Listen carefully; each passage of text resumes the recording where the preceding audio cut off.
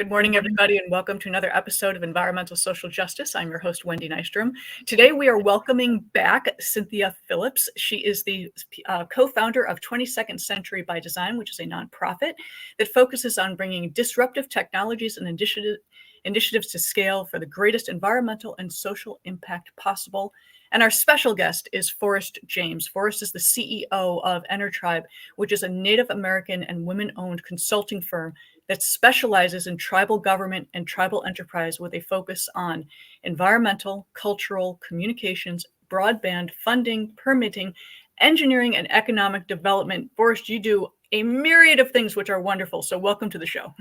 Thank you. Grateful to be here. And Cynthia, thank you so much for coming back and bringing Forrest to the show. That is awesome. You guys are working on some pretty spectacular things coming up in the near future. Would you guys mind telling us a little bit of background about Forrest's background, your background, and how the two of you came together? Sure.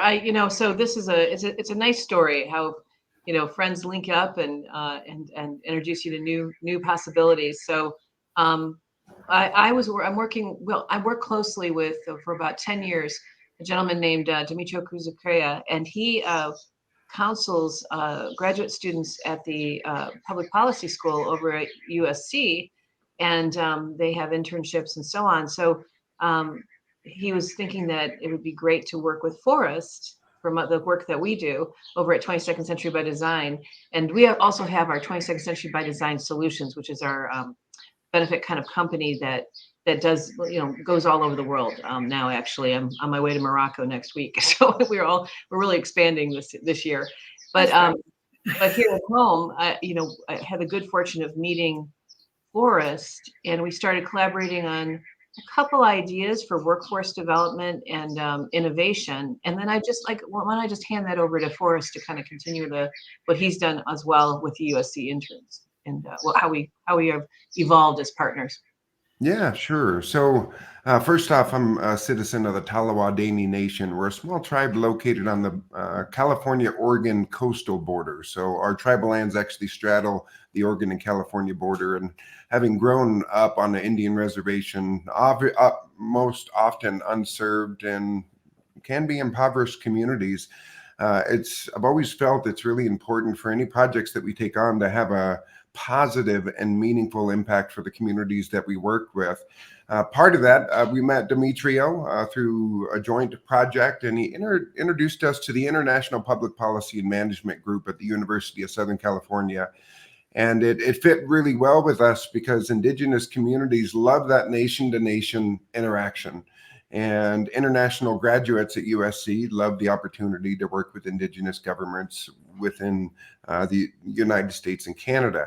So we'd bring in 11 or 12 of their interns, their graduates as interns, and have them work directly with the tribes, have them work with our group. But one of the things that Demetrio found over the years of working with EnerTribe and these students is the quality of our projects and the type of impact that we wanted to have on communities. So he said, Forrest, I've got a wonderful partnership, a friendship, a colleague, Cynthia Phillips, that I want you to meet. She's a part of infrastructure development and projects that have a meaningful impact globally. So I do think there could be a good fit there. So naturally, the conversation started.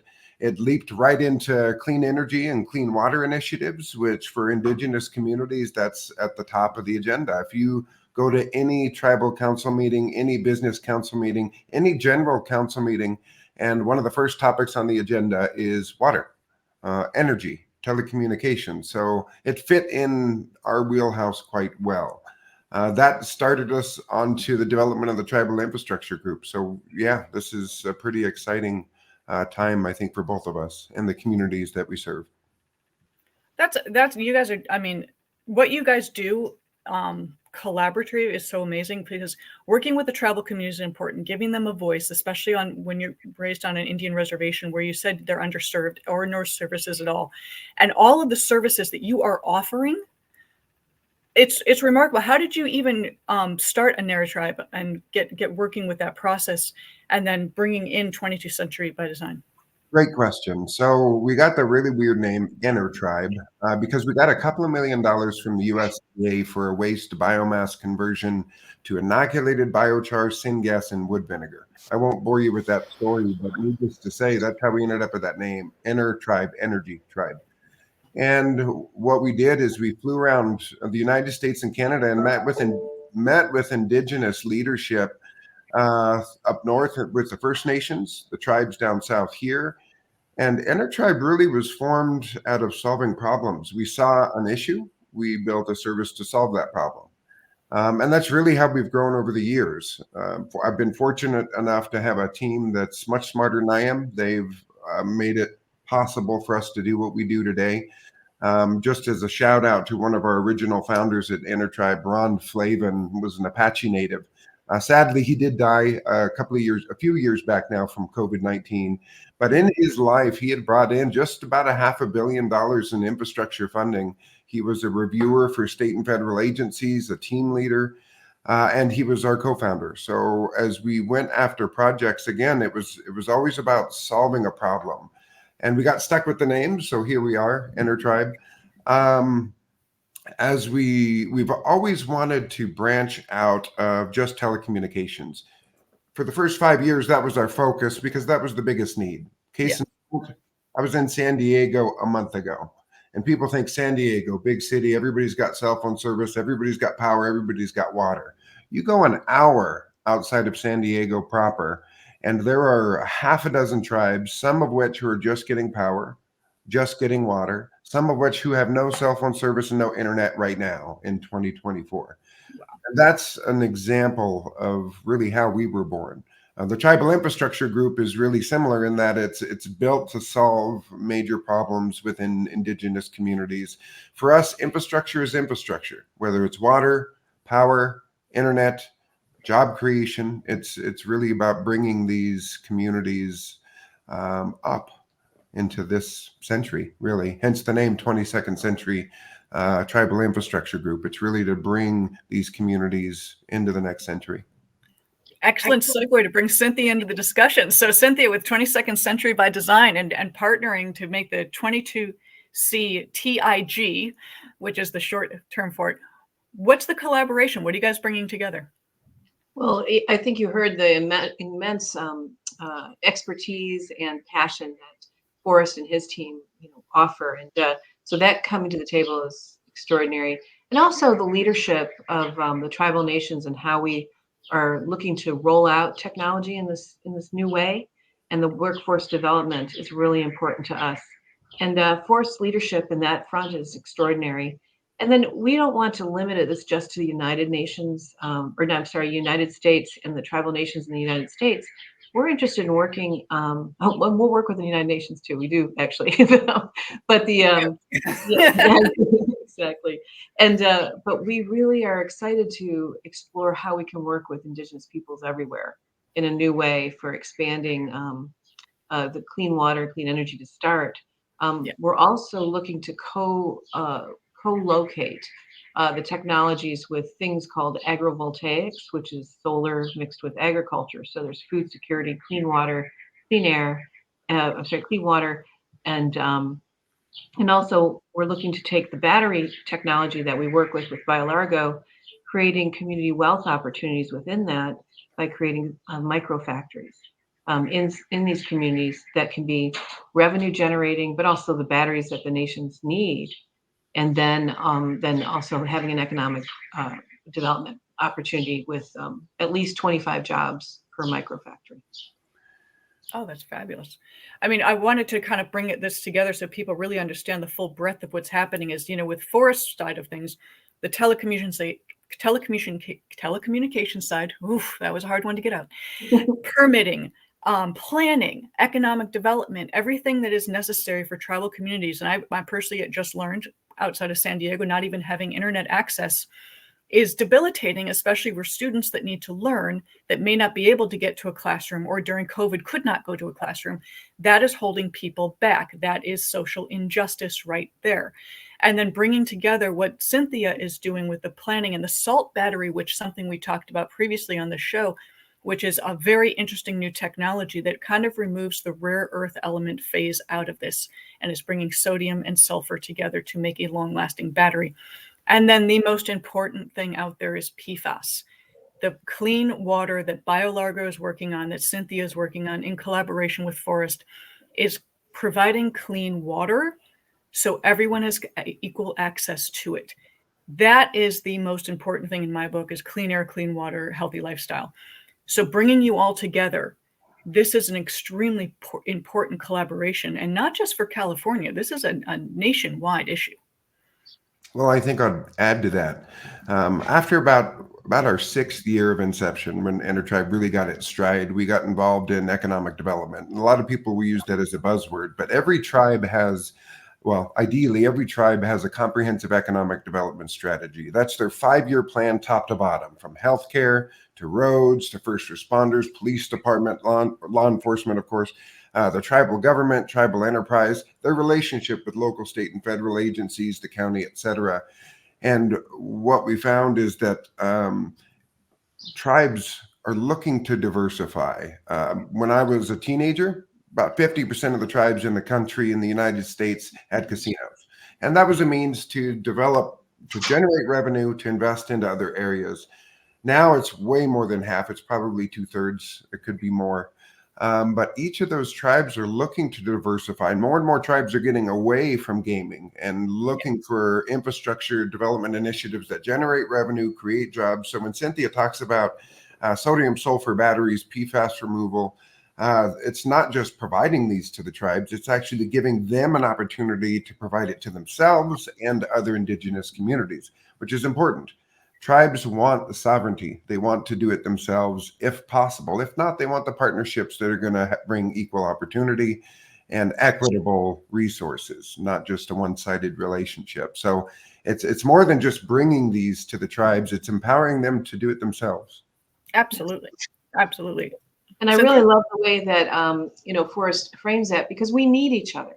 It's not, we're not, we need each other. We need the expertise and the wisdom that the tribes and the development of a workforce for this, this entire century, right? We want to really be creating a pathway to the 22nd century, and we're not going to do it alone. We have to work together and learn from each other for really sustainable solutions. And I'm truly excited. We're just getting started as a partnership, and we're just coming together.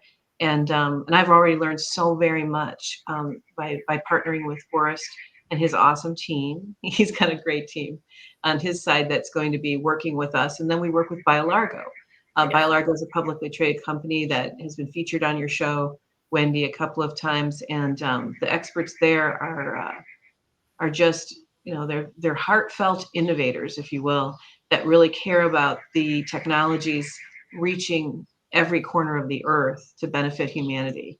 And the CEO is an extraordinary man named, and he's been on your show as well, Dennis Calvert, and the head of the water group is Tanya Chandler. So there's so much there fundamentally that we get to highlight and share their wisdom and their technologies all over the world and with tribal nations. It's an extraordinary partnership, multifaceted partnership that way.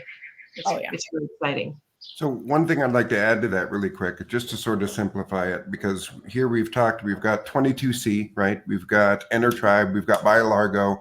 I had somebody make it real simple for me. They said, then Forrest, tell me what does the Tribal Infrastructure Group do? And really the Tribal Infrastructure Group is the exclusive vehicle for these technologies and the accumulation of the knowledge, experience, and everything that all three of those companies has brought to the table. It's all enclosed in the Tribal Infrastructure Group. So as Cynthia mentioned, that's not just the US, that's not just Canada, it's globally. And indigenous communities are all different, but there are principles that are woven throughout each and every one of them that can be applied. So we're eager to be able to use Tribal Infrastructure Group as that vehicle, if that makes sense. No, it absolutely does. And when are you guys officially launching so people could find you if they want to connect with you and work with you? We're officially launching tomorrow. So So we're with 22nd of May. 22nd is 22nd. I thought that was clever, but who knows? We can find us both on LinkedIn. We'll have a LinkedIn page up tomorrow, and then the URL of our there's a contact page in our for our website, and we're happy to have conversations. We really welcome them, and also we're working closely with impact investors. So many have an interest in what can they do with tribal nations, and it's often not so simple to discover that. So we really welcome impact investors to talk with us. I can only say that the long history of managing large infrastructure projects that Forest brings to the table is something I'm really excited about, and also managing resources well.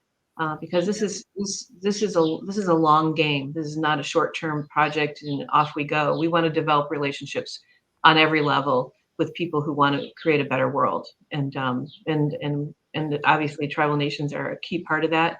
But so are impact investors. So are other scientists. So we're going to keep looking toward a technology portfolio that is a good fit. But we've got plenty to do for clean energy and clean water right now, and get that started.